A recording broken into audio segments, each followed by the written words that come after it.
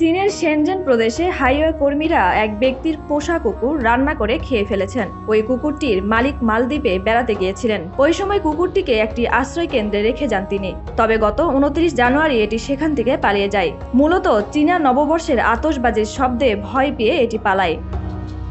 পরবর্তীতে কুকুরটির মালিক এটিকে খুঁজে পেতে 50,000 ইউয়ান পুরস্কার ঘোষণা করেন। তবে তিনি জানতেন না তার আদরের কুকুরকে রান্না করে খেয়ে ফেলেছেন অন্যরা।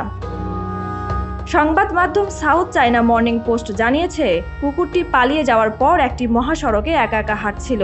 ওই সময় এটিকে একটি গাড়ি ধাক্কা দেয়। তখন কুকুরটি রাস্তার পাশে আহত অবস্থায় পড়ে থাকে। সিসিটিভির ফুটেজে দেখা গেছে হাইওয়ে পেট্রোলের 2 জন কর্মকর্তা কুকুরটিকে নিজেদের গাড়িতে তুলেছেন। পরবর্তীতে তারা এটিকে তাদের কোম্পানির রান্নাঘরে নিয়ে যান।